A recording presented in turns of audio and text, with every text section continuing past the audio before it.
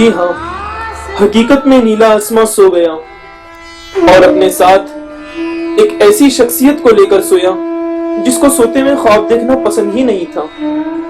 लता मंगेशकर की इस गीत ने मुझे 27 जुलाई 2015 को बहुत रुलाया और मुझे ही नहीं बल्कि हर एक भारतवासी को रुलाया। किसे पता था कि इस तारीख का सूरज अपने साथ हजारों लाखों गमों को लेकर आ रहा है। किसे पता था कि इस दिन का सूरज अपनी पहली किरण से देश की आंखों को पानी से भर देगा।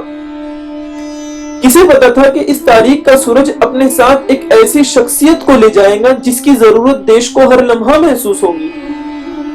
किसे पता था कि आज देश का मिसाइल मैन देश को तो क्या बल्कि इस दुनिया को छोड़ दूर नहीं बल्कि बहुत दूर जा रहा है। किसे पता था कि आज देश के इतने बड़े सितारे के भी सितारे गर्दिश में होंगे। किस तरीके से मैं उस सितारे को श्रद्धांजलि समर्पित करूं, किस तरीके से मैं उस सितारे का नाम लूं जिस सितारे के नाम से पहले लोग उसके बाप और दादा का नाम लेते हैं। डॉक्टर एपीजे अब्दुल कलाम, जिसकी जिंदगी में साहस, इच्छा शक्ति, संकल्प और संघर्ष के सिवा कुछ नहीं था।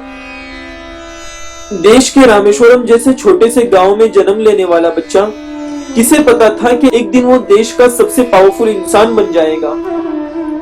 किसे पता था कि एक चिराग तले पड़ने वाला बच्चा किसी दिन देश की सबसे बड़ी कुर्सी पर विराजमान हो जाएगा। धनुषकौड़ी के रेलवे स्टेशन से अखबार का बंडल उठाकर अखबार बेचने वाला बच्चा, किसे पता था कि किसी दिन उसका नाम देश के हर अखबार में छप जाएगा। किसे पता था कि जिसका सपना पायलट बनने का हो और पायलट की परीक्षा में फेल होने के बावजूद देश को अग्नि, पृथ्वी, आकाश, ब्रह्मोस, त्रिशूल और नाग जैसे मिसाइल देकर लोगों के मुंह से अपना नाम निकालने से पहले मिसाइल मैन कहने पर मजबूर करेगा। किसे पता था कि एक नाव चलाने वाले के घर जन्म लेने वाला बच्चा देश का प्रेसिडेंट बन जाएगा। और जब राष्ट्रपति के लिए उस बच्चे को चुना गया तो सियासी गलियारों और सियासी पंडितों में हड़कंप सी मच गई।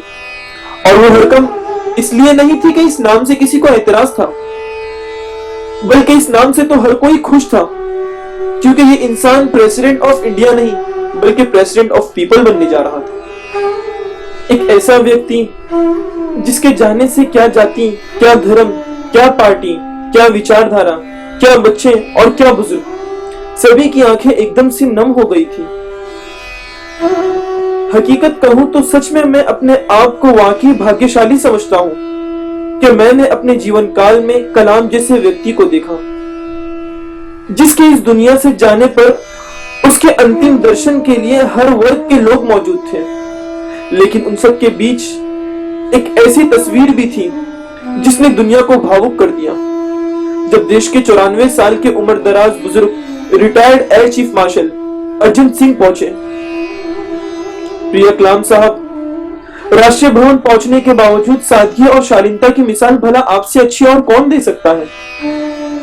भले ही आप इस दुनिया से चले गए हो, लेकिन आप हमारे दिलों में हमेशा जिंदा रहो।